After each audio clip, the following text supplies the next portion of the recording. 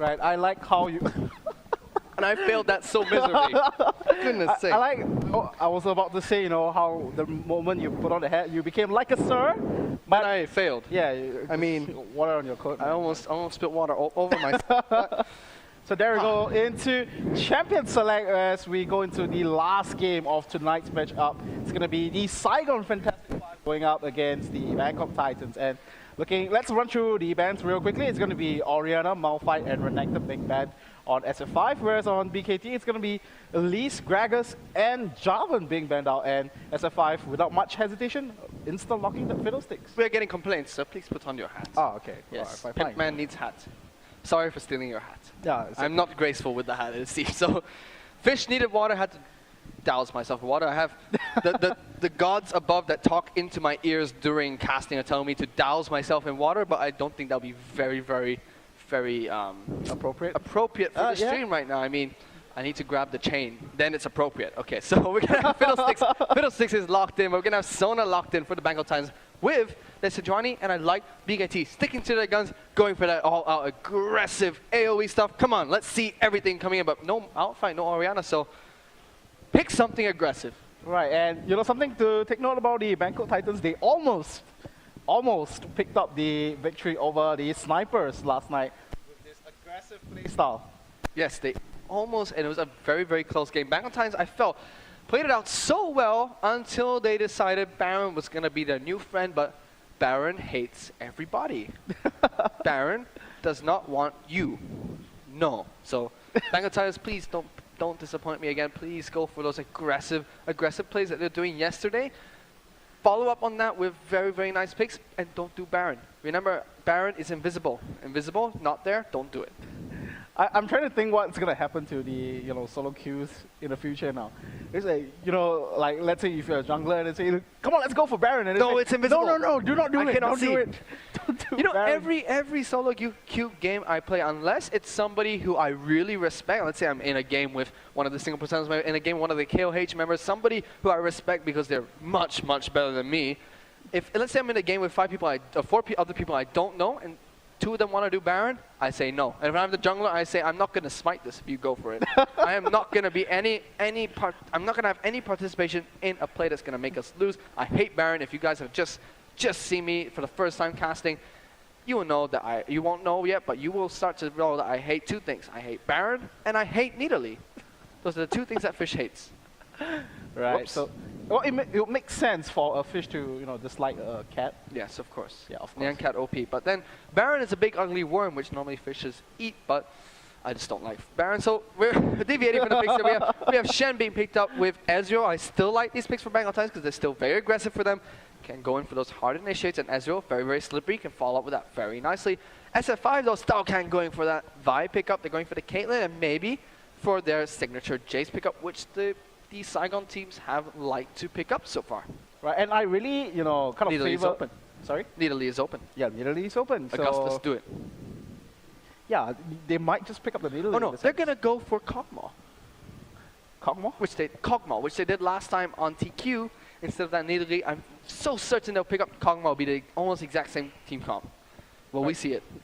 I have no idea, but if they pick up the Nidalee, then, oh, wow. Come on, please. Please. I would find a medal to give you. I would find a medal to give you soon, just for calling that Kog'Maw pick. Now also, we're going to see TQ play Kog'Maw. He's going to build a tier straight into a Rylai's Crystal Scepter, and I'm going to flame him for doing so for the remainder of the game. Even though I've been told, especially on Reddit, I've been told by so many people, don't criticize the pro players' builds, I'm going to do it because I really don't like Rylai's pickup after tier on Kog'Maw because you have 0 damage and you're not a support champion, you don't need this utility, but nonetheless, BKT, they look to pick up Lissandra, and if they do pick up Lissandra, BKT, I really like their team comp. I love the fact that they're going for this very, very heavy initiate, which BKT like to do, and they've proved very effective. I mean, the last game against TPS, despite the 2 Baron calls, they played so well. That's right, and I don't know, man, I think you are kind of feeling the effects that 3.13 patch is coming to an end soon, and I think you've been drinking a lot of Oracle's elixir just by, trying to be that Oracle to kind of call out what TQ might build on that Kog'Maw, and taking a play from Jat's book. Yeah, so I mean, just, predicting the future in that sense, Oh, they don't go for the Lissandra pickup, which I find surprising because I felt the Sandra would complement their team comp so much more, just being that all-in heavy engage. But Ari's not too bad, synergizes quite well with Sek here being played. Sek here being played by Ezreal. Ezreal here being played by Sek, because they're both very slippery carries, and I think Warlock can synergize very well with that, and they can lock up one person. The Charm now dealing 20% extra magic damage on the rest of his abilities after it hits. We'll be able to single out a target and absolutely destroy him. In teamfight phase, and I'm very funny. No, sorry, because I just realized about this old joke that, you know, Darren made last week about... Oh no. About the... It's a Darren joke? I'm scared. Yeah. No offense, Darren, your jokes are OP, but it's a Darren joke.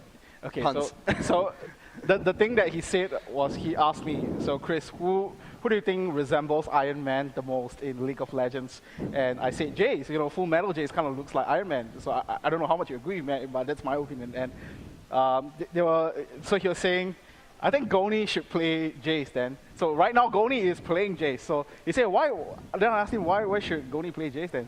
So that he will become Goni Stark. Oh man. Good night, guys. No, what's Goni Stark? Oh man, but we're going into the loading screen. No, 3 minutes. We are not gonna see. Oh, actually, we are gonna see Goni Stark here because he's on. Oh, you know no. that. No Full Metal Jace though. Yeah, no. Debonair Jace, which yeah. is being criticized. That Southeast Asian casters cannot say Debonair Jace. Oh, I'm sorry about that, but you know. Debonair. Yeah, Debonair. Debonair Jace is going to be played by Goni here, not Full Metal Jace. I'm going to actually tell him he needs to play Full Metal Jace, or I'm going to flame on him. Right. Okay. But Darren, I'm sorry for cringing, because that was the best pun I've ever heard in League of Legends. So thank you for providing life when you came back for that game. But yeah, we're going to see Style Kang here playing his Vi. TQ on his Kog'Maw with that barrier. We're going to see Egg being playing Fiddlesticks. Augustus on Caitlyn. I like Bangkok Titans team comp against SF5. SF5 once again going for that poke team composition. I mean, they got right. Caitlyn, Fiddlesticks, Kog'Maw, Jace. Very, very poke oriented. I still feel like they could have subbed out the Kog'Maw for Nearly instead, but they decided not to do so. BKT on the other hand, going for this heavy initiate. So this is again skill, really skill-based matchup today. BKT go for heavy initiate. If they lock down members, they will win. If SF5 manage to kite back and poke people, they will win. And we're going to see pause. Yes. I really think that you had an overdose of Oracle's Elixir, just because you're calling every single thing correctly so far. Do you want to kind of predict what's going to come out in the lottery tomorrow? Come out in the what? In the lottery? I don't know. No. Yeah. 40 is going to be 2940. 2940, you heard it first on the Garena Premier League. I mean, that's the time of the pause when I looked at it. So, but if you get it wrong, please, I know we're not my fault. Responsible for not that. responsible. Don't gamble. It's not good. But play will resume in 4, 3, 2, 1. So we're going back into Summoner's Rift. We'll see both of these teams finally be able to battle it out. And very nice. Thank you, BKT and SF5, for organizing your players in the correct order, so I don't have to swap you guys around. And Caitlyn, where are you? You didn't buy anything. Augustus, buy items. Thank you. There we go. And yeah, it's like you mentioned earlier, SF5 going for this distinctive poke composition, and we've seen that come back into play, especially, you know, given the sense that a lot of assassins are kind of, you know, out of the play here, as we do see, you know, assassins gradually being nerfed in this process. But this time around, Intresso playing the Ahri, definitely going to be a huge threat in this poke composition in that saying, you know. So, BKT being very aggressive running into this rush. I think TQ might spot out SKLZ, who runs in as well. Gonna have to see what happens next between the two teams. I mean, what am I doing? There we go, there's BKT. They do get spotted out. Warlock does step onto something which spots him out. Stalkang here gonna run away to get a nice ward onto this red buff here. BKT just gonna back out from the jungle of SF5. I mean, SF5 on the other hand, they managed to get some nice wards down. They got one here, here, and further up in this tri-brush as well, which should expire very shortly. But Bangkok Titans on the other hand, they also got a few wards down in the jungle. They will spot the red. They spotted out the red invade. They spotted out. They do have wards in the red buff itself of SF5. So nice early vision should be able to help out these two teams. That's Warlock, Shadow Dashes. Very fancy. Style Kang style points. Okay, so something about SF5 currently in the Garena Premier League in the current season, they have yet to pick up a single victory. So they will be, you know, they definitely will be looking to pick up the win here tonight against the Bangkok Titans. And let's see if they will be able to, pull off this composition relatively well, like And you mentioned earlier. Bangkok Titans, on the other hand, if they want to separate themselves from SF5, they need to pick up this game because they are second last right now. They still have a lot more games to play, but if they lose to SF5, they'll be tied for last place because both of them would have picked up a game off each other, which would make it very, very hard for BKT to come back in this league and get into the single elimination stage. That's right. I like the way you kind of pronounce it. Yes, it's very bad. Wasn't that done? It was on purpose because when I recorded it, I said single elimination like a fool. So this time around, we Single elimination stage. Okay, we're gonna go back into the game though. Bangkok Titans second. It takes a little bit of poke damage, not surprising coming out from a Caitlyn Fiddlesticks lane though. On the other hand, very, very quiet from the jungle. We're gonna see the standard 1-1-2 with two junglers, one on each team. Gonna see both of them finish their buffs at the same time. Vi here running through reverse style. Kang might try to go for a gank at top lane. Sejuani on the other hand, gonna finish up these Wraiths instead. Stalkang gonna run through here. Warlock still level 1, so Debonair Jace might have a slight advantage, but Stalkang here, double columns. I'm gonna call him Goni Stark from now on. Goni Stark, let's do it. Let's do it. Let's call him Goni Stark. Goni Stark. So Goni Stark on Debonair. Jace will be pushing Warlock into that tower very early on. So he did win the push war early on. Not surprising for Jace. Shen has a lot of problems against ranged champions up at the top lane. Very, very hard for him to deal with them. Sek here. Wow, the Dark Wind bounce is very, very nice onto him. He's taking a lot of poke damage. Sek just says, sure. Poke damage, nothing. Yeah, and traditionally I would call the Ezreal Sona lane one of the most poke efficient lanes, but if you just get silenced out from the Darkwind, then you won't be able to throw down as much poke as you choose to please. And I think that's one of the key reasons why we consider Fiddlesticks to be one of the strongest support at this point in time, because you can just cause so much disruption down at this bottom lane and allow your marksman to just farm as he pleases.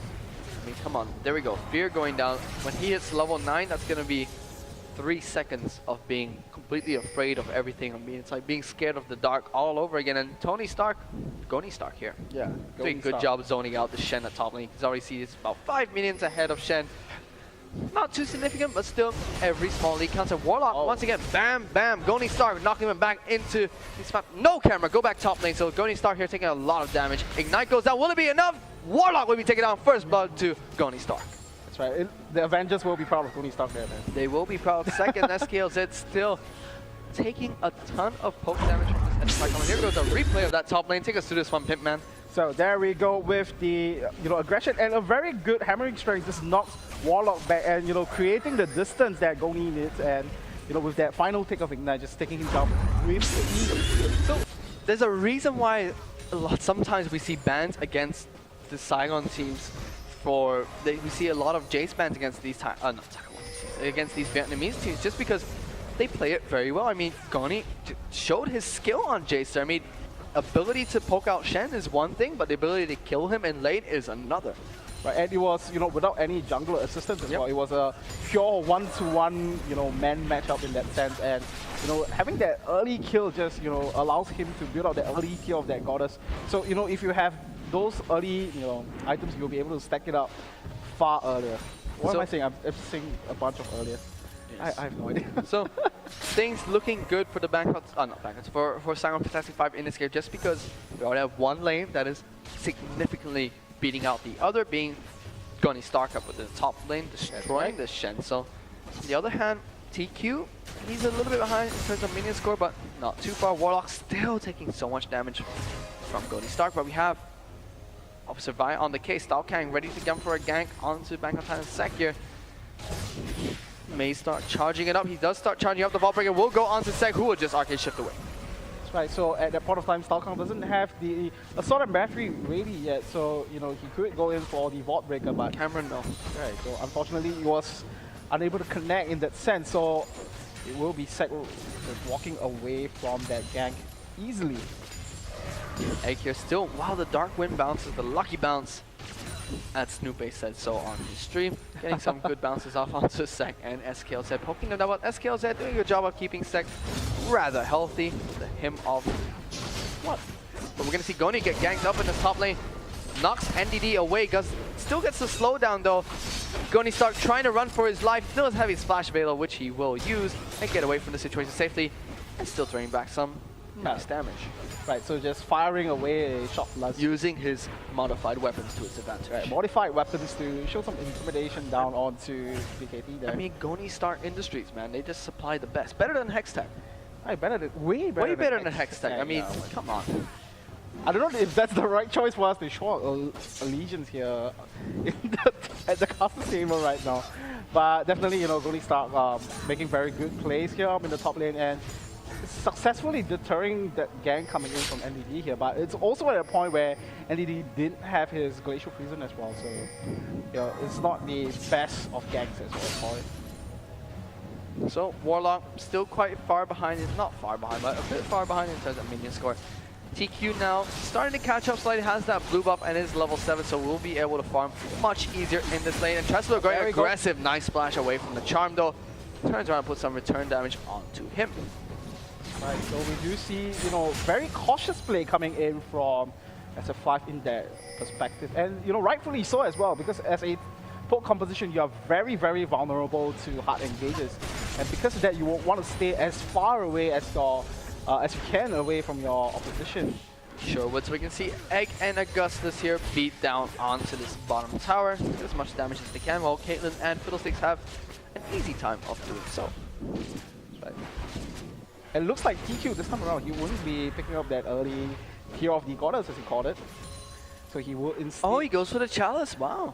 Very surprising. I like the Tear of the Goddess pick up on both Jace and Kog'Maw though, so I feel like he might be going for this Chalice to negate the magic damage coming in from Ahri, just because it's very, very assassin-like, but still, TQ, I feel like Tear of the Goddess is kind of mandatory on Kog'Maw, just because you really, really can ramp up in terms of mana. You need that good mana regeneration nonetheless. Athene's Unholy Grout and Chalice of Harmony to give some nice mana regeneration for Kog'Maw, but please no Rylai's. Please. Please, I will be sad. Right, I like this early Brute upgrade coming in from both NDD as well as Intresso, because they kind of recognize the fact that if you let this poke composition get ahead of you in this early game, then, you know, when you go into the mid-game stage when you try to siege up against you, that will be a very dangerous process. As we do see Warlock now getting stopped by Stalkar, and the Assault and Battery just locks him down into place as well. It does look like Goni Stark once again. Goni Stark. Making the Avengers proud. Poor Shen up in the top lane just said, what did I do to you? Why? I mean, I'm just a ninja. But we're going to see with that rotation top lane, Bangkok try to go for a Dragon play, which is rightfully so with the jungle and top lane. Top lane going to trade a tower for Dragon, fairly even for the two teams, but the kill at top will give it slightly in favor of SF5. Right, but I would say if, you know, they go for this trade, the advantage will come in for... Whoa, and Tressel though going aggressive on the TQ with the Shen ultimate standing like TQ now in a little bit of trouble, pops that barrier. Will he be able to get away? The last auto attack will not be enough. He will still get taken down by Warlock though. Last tick of the night will be enough. Little butterfly will explode. Right, exploding into the total. And SF5, you know, just continuously making full work up in this... True Shot Barrage going up there and it will kill some minions. Right, but it's not going to be enough to kind of repel them away, but Warlock and NDD will now be joining the fray here, as we do see Goni now taking a lot of damage, and the Glacial Prison goes down onto him as well. It does look like it's going to be the end of Jace there. Stalkang now has to get away from this one, and Ahri will not be able to continue chasing him. Pick up a free kill onto Goni Stark. BKT trying to even things up, but actually successfully even out in terms of goals about it. Here we go, surprise coming in from Egg. Gets the fear down on the SKLs at Crescendo.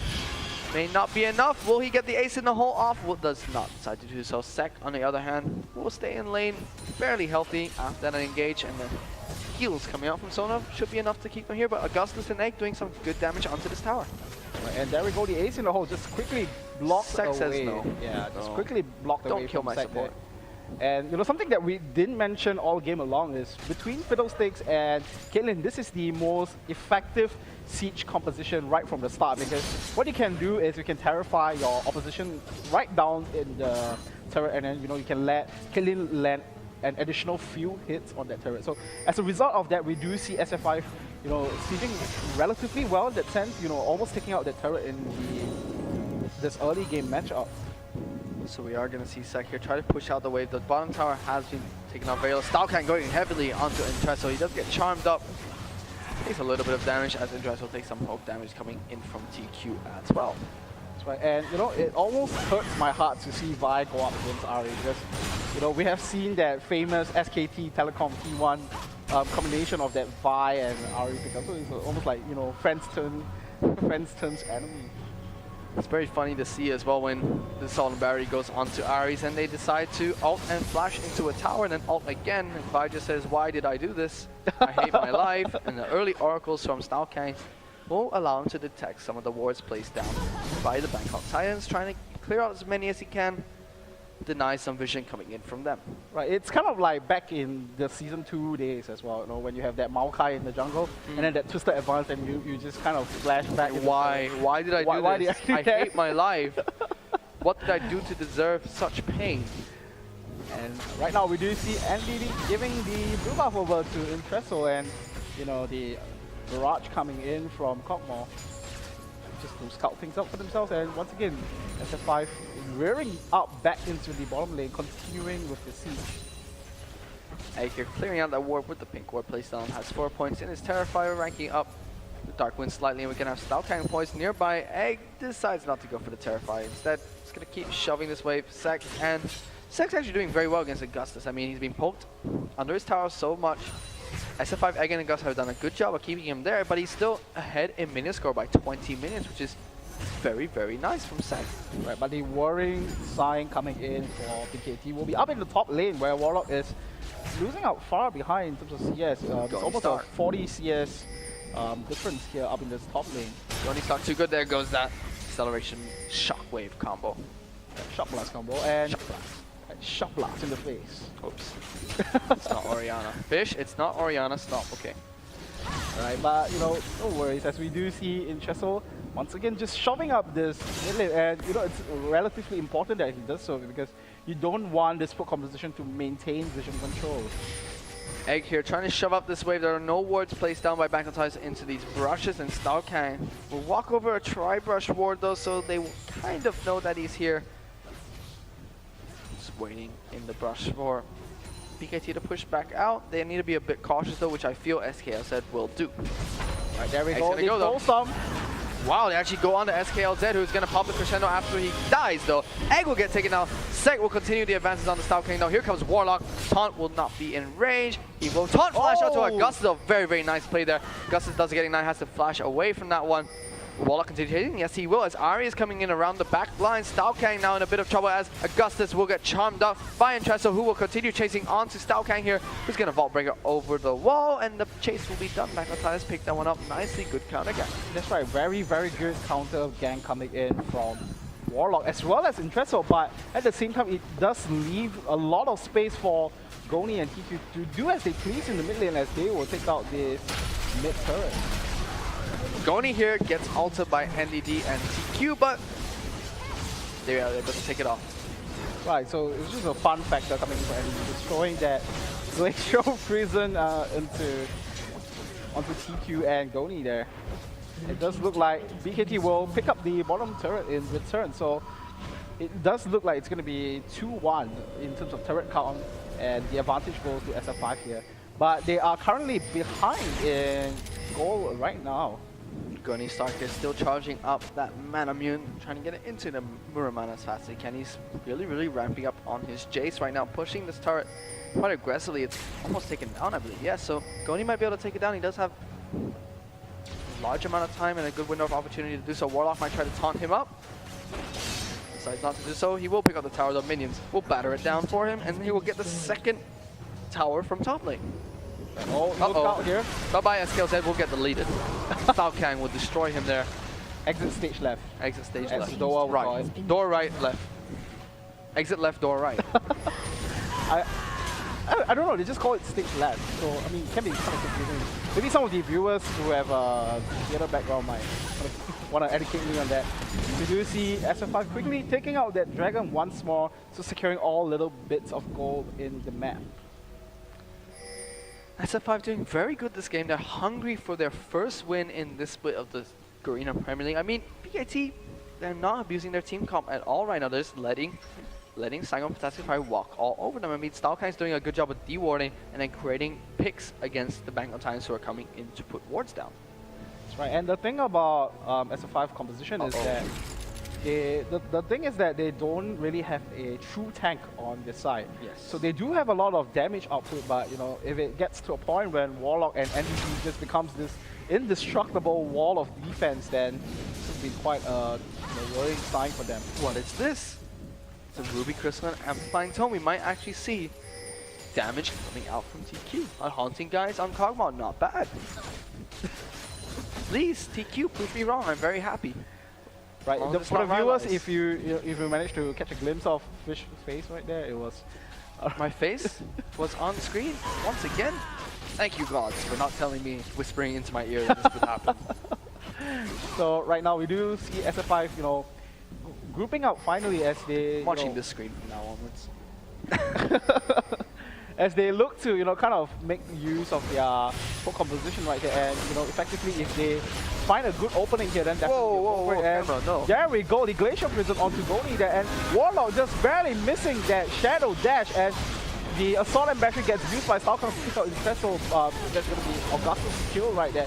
And SKLZ now has to flee for his life as the entire squad of SF5 collapse onto him. And One more ult from TQ will not gonna happen to do so, but 2 for 2, not bad for SF5 because they are able to push into this tower once again. So it will be the second tower that they would pick up, one at top, one at mid lane.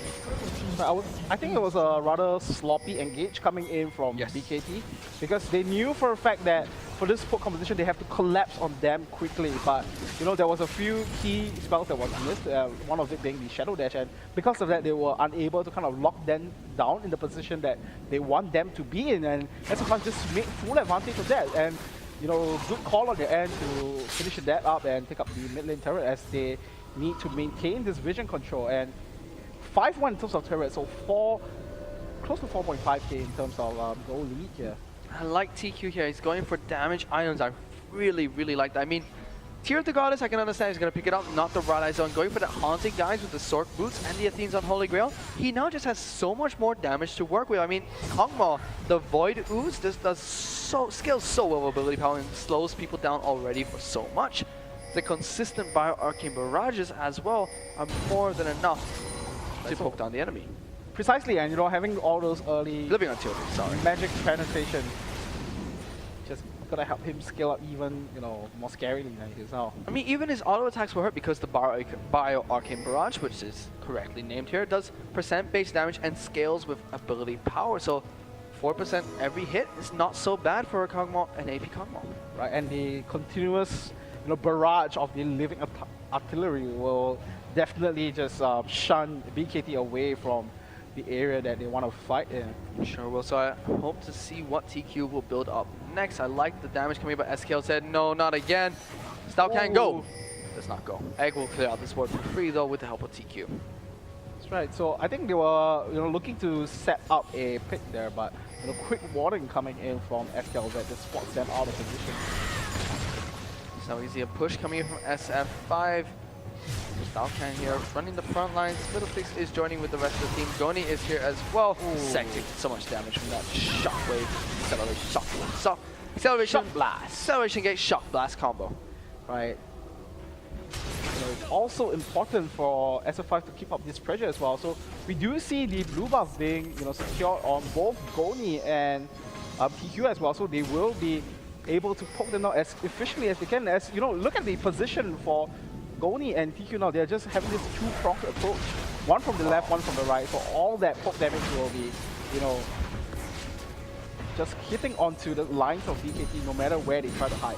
So you can already see one Void Ooze into the Living Artillery combo is enough to take down Intrestle to half health. So the damage being built on Kog'Maw is helping out quite a lot. The blue buff is keeping his mana healthy as well. So TQ playing very well on his.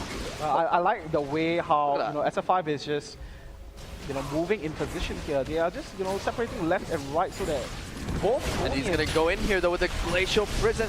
TQ is getting focused down now. Sec is going straight onto Egg here. Augustus now the target here, and Trestle jumps into the team. TQ is still kiting and dealing a ton of damage here, but Augustus now will get.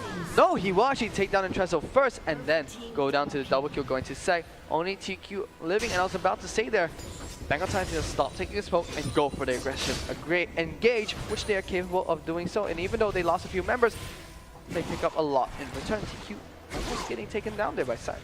Right, so this is the danger that we're talking about. I was almost about to praise, BKT, sorry, not BKT, SF5 for their positioning in there, just keeping everyone separated and then, making full use of their poke potential in that sense. But for BKT, very good call coming in from NDD. They knew, he saw the opportunity for him to just lock everyone into the glacial prison and exploit that poke composition weakness, which is hard to engage. So NDD here doing a good job of people under control, using that glacial prison to lock down so many members of the Saigon Fantastic 5. SF5 need to stop being aggressive. We saw this in the game with Maneski against the Zubu TV, where Maneski almost lost their game just because they were being so close to these inhibitor turrets, and that allows hard initiate teams to get the jump onto them. And we saw just then so many carries of SF5 were close to these turrets, which allowed Bangkok Titans to initiate on them. Quick true shot rush will spot what SF5 was doing, but it's not going to be enough damage to take out the dragon just of yet. So this time around, Goni picking up that dragon point up, and we do see BKT now doing all they can to shove out the lanes, because at this point of time they are at a position where all their lanes are kind of in danger now. So there are no outer turrets protecting except for the one in the bottom lane. So they do have to keep it constantly shoved up, making sure there's no breathing space for SF5 now, as we do see Sek getting jumped on by Goni here, and the Crow Storm gets used by 8 there, and Sek is going to go down in the down here as the ace in the hole comes to the Warlock as well. Goni's going to pick up a kill there right as Sek try to go aggressive onto Goni Stark, but not able to do so. The fear coming in from Egg was more than enough. They should be able to take this inhibitor tower for that misplay coming from BKT. Goni can still poke from his backlines. Ballbreaker goes in from style, hang on to S kill set. Not going to be able to knock him down, but they will be able to take up this inhibitor pretty much for free. That's right, a very key misplay coming in from BKT there. And once again now, Saigon gets caught in with the Crescendo, will go down immediately in the process now. NDD using that collision prison to lock SF5 into play as they go for a disengage. BKT need to stop fighting split up. That's what SF5 want. They want them to fight when they're split up so they don't have all this AoE crowd control, which Bangkok Titans team composition brings to the table. Precisely. And now, with the mid inhibitor down, it's going to be, one of the... Goni flashes from that. Goni Stark. Goni Stark with the style points there.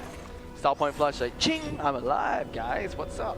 That's right. Style with the, just typical Goni stuff. Typical Goni Stark will pick up his last Whisper actually, so he's packing a ton of damage. His Mana Mune almost at a Muramana stage, which will be a huge turning point in terms of damage. And look at this! TQ! Needlessly large rod!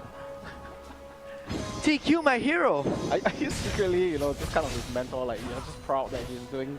No, because I'm happy because it's working out for him. He's doing damage now, which previously TQ on AP Kongwa, it just never did enough damage. It always was utility based and never did enough damage. But this is a whole different Kongwa. I like it. That's right. I think I like it as well, just raining down on the opposition. Look at the butterfly. Who can hate this butterfly? Look at that. He spits stuff out of his mouth, and it kind of looks quite scary though. Scary butterfly, but he wants to be a beautiful butterfly. Right. Don't deny him the opportunity. He can be what he wants to be. Well, I'm not denying him of it, but I'm just saying... You said he's scary. Come on. Yeah, but I mean, he does look pretty scary. Butterfly. Okay, fine, he's a butterfly. Butterfly directed camera. So now, BKT, just setting up their position, probably looking for a pick, but at this point of time, with such great vision control coming in from SF5, and it's be quite difficult for them to do so. And now, once again, BKT looking for their friend. Baron, hi. To walk over a ward, we're gonna use our Shadow Dash over the wall. No problem, let's do this, Baron. SF5 are gonna say, you do that. Inhibitors. They're just happy, just taking away the base of BKT here. They're gonna send people home and still do Baron. They're gonna pick up Baron for sure, but SF5 have this inhibitor, or the inhibitor tower at least, from this push. I like this better for SF5 because inhibitor tower, free inhibitor later on, just wait Baron buff out. That's right, so I'm kind of questioning this trade coming in from BKT here. Sure, they took out the Baron Nashor objective away from SF5 in that perspective, but at the same time they lose a huge part of their base, losing that bottom lane second tier turret as well as this inhibitor turret, so it opens up more way for SF5 to close up this game. So SF5 really needs to just keep poking, even though they have the Baron buff. They need to just poke around, get puck shots like that onto the inhibitor and slowly take it down. Don't do the mistake that Mineski made and rush in for it all of a sudden, because that will allow PKT to hard initiate. They want, look at that, wow, Sec. So much damage coming in from that Shock Blast, accelerated Shock Blast combo. If SF5 keep this up, this might be their first win of this split. Yeah, precisely. So, and Didido is going for the hard initiate, gets it onto Staukang. No stun though, just the slow. Augustus now might be able to cut. Here comes the Crow Star from Egg. Will fear up in Trestle. Staukang going in aggressive on this one. SKLZ also taking very low. Warlock's going so low. They'll take it down. Egg might get taken down, but here we go. TQ, look at the damage coming in from those liver artillery. Sec taking on a half health with just with 2 alone. Tico's gonna flash the Void Ooze. Wow, massive damage, such poke. One more. Come on. Ace in the hole, will it go? No, just barely blocked out by NDD there, but... Why you do this? In turn, SF5 will take out the inhibitor, and they are making work on the Nexus turrets now. Are they gonna pick it up in the process? Yes, they do pick up the first one. They're gonna will go they for be able to Nexus? close out the game here? I think they can. Egg's gonna die though. NDD just says no Egg, and Sec here gonna go aggressive onto TQ. TQ's gonna run him with his little butterfly. Run, Sec, run! No, Butterfly decides to go kill Creep, as we have Augustus here trying to beat X-Peke Augustus. No, he killed him instead though. Sec now gonna duel him out. You see, Tony Stark dies. Why did Tony Stark die? Right, so that's a triple kill for Sec there, and you know, it was a very close moment for SF5 as well. They almost managed to quickly finish off the game in that sense, but nevertheless, it was an extremely well-timed push because they were able to take out the bottom inhibitor as well as the Nexus turret, so they just need to march their way down into one of the lanes and just close out the game, and they just have to be very, very fearful of how they are going to do it, because BKT still has that immense amount of potential coming in with that AoE wombo combo potential, but at this point of time they are 4.5k ahead and having more items, but Sec now having a good amount of items completed already. Goni Stark here has an Infinity Edge on top of his Muramana, Last Whisper, and Brutalize. He's ramping up so much on his Debonair Jace right now. BKT, they just don't look like the team that played against TPS yesterday. They just look so confused with their hard initiate team composition right now. I mean, NDD's not getting the initiate he wants, just letting them get poked down and then letting SF5 walk all over them in this game. Well, I think it's mainly due to the fact that we haven't seen a lot of full poke composition in the GPL. We have seen it once or twice, but it's quite difficult for you to try to fight off against something that you're not familiar with. That's why BKT now is kind of struggling in this perspective. Nice poke coming down once again onto the Bangkok Titans. Baron buff is only on Sec now. The rest of the BKT members do not have that Baron buff anymore. They're probably going to push in for either this top tower or the middle open inhibitor. So SF5 just needs to, continue what they do best. Just keep their distance. Make sure you land a few good, poke damage coming in from the accelerated Shock Blast combo, as well as the Living Artillery as well before going in. TQ here, he has the Rabadon's Death Cap, so damage, I like this new TQ. I like it a lot. Lots of damage from the Living Artillery, lots of damage from the Void Ooze, damage from everything. TQ, damage, yes, good. Maybe he has broken out from his cocoon to become he is now a beautiful butterfly. The beautiful butterfly that he deserves to be. He is the beautiful butterfly, so we're going to see that poke still rampage the Bangkok Titans. This is going to get more puck shots onto this inhibitor tower, which they can do because both Augustus and TQ have such high range. Right, and that's the dangerous thing as well. They just need to keep their distance and let Augustus kind of, slowly siege away this inhibitor. So there we go, the two-shot barrage. Wanted to negate some of that aggression. Again though, missing that Glacial Prison. So hasty with these engages. I mean, he's meant to force them, but not miss. He needs to hit the Glacial Prisons and force the engage that way instead of missing it, allowing SF5 to back off and then continue poking, and that's one ultimate down for BKT. Right, so SF5 now still slowly and steadily sieging onto this. They don't want to rush anything here, like we mentioned, making wise decisions. It just look like they will rotate up. Will they go up into the top lane? Yeah, it does look like that's their next destination of choice. they slowly advance to there. And you know, if they take this out, then it's going to be the last remaining inhibitor of this game. And it's going to be a naked base for BKT. And there we go. Here, they do. They go on to Egg and Augustus. Augustus is in a lot of trouble. He gets taken down by Sec. And Nido also getting taken down so low. TQ and Goni Stark are still alive, though. And he will live with a sliver of health. And just as I was about to say, they should initiate here. They do. Nice splash crescendo coming out from SKLZ is enough to lock down so many members of the team. Warlock now going to run into TQ. Will put on some damage. Will he? No, he won't. Nice taunt comes out. Not enough, but Treso will miss the charm.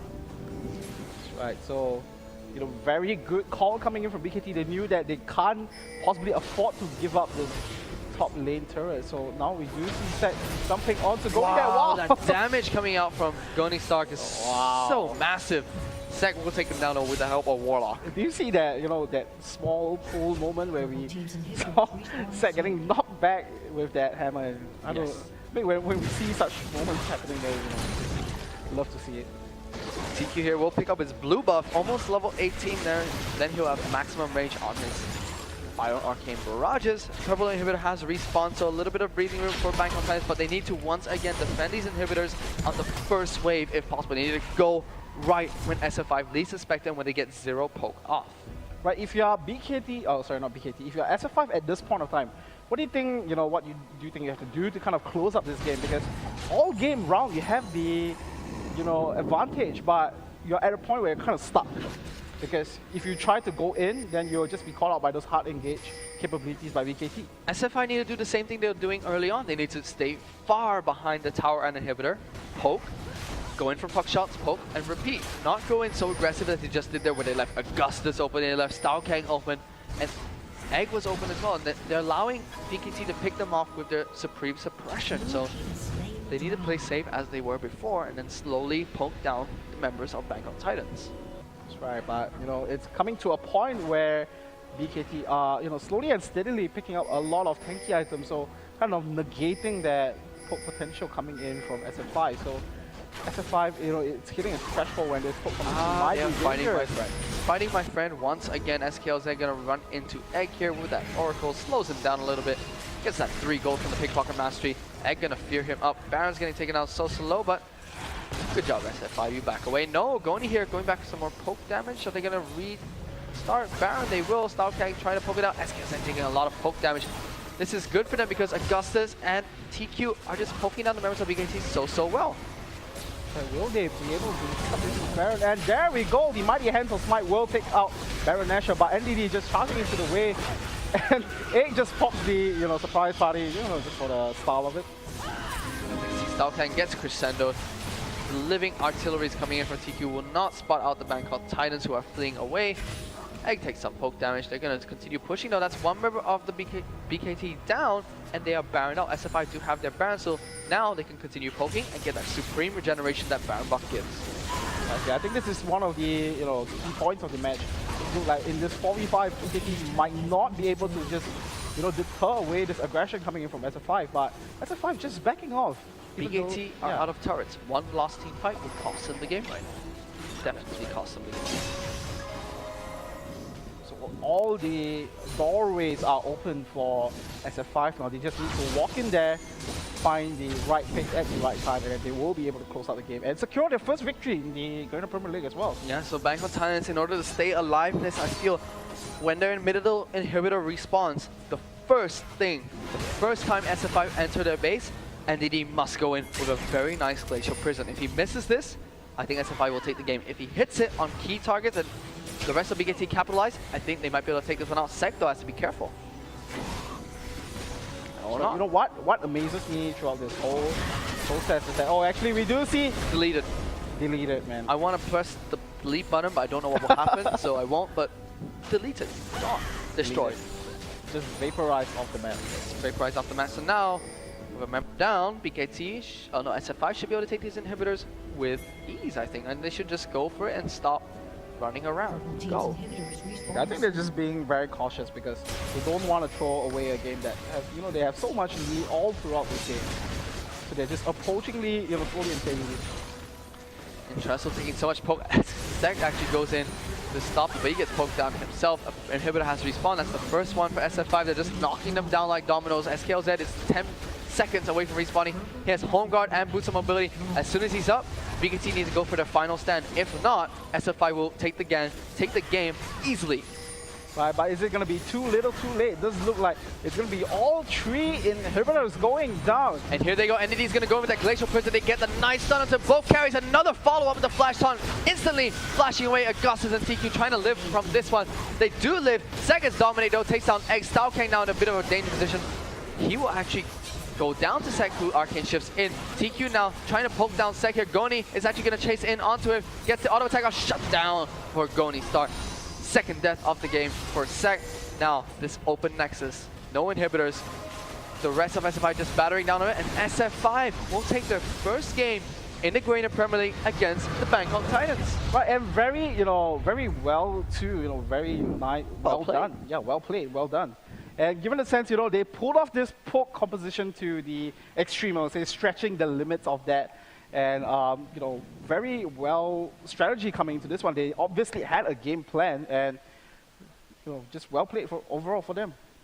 So, yeah, I feel like Bangkok Titans, they just not the team that played against TPS. I mean, went with almost a similar team composition, but just didn't get the initiates they wanted. And when they did, I think the final fight was one of their best initiates, but SF5 were just too far ahead and used their team composition advantage. I love that TQ went for damage this game. I mean, he has that Rabadon's Death Cap, he had the Void Staff, the Haunting Guys, so much penetration and so much damage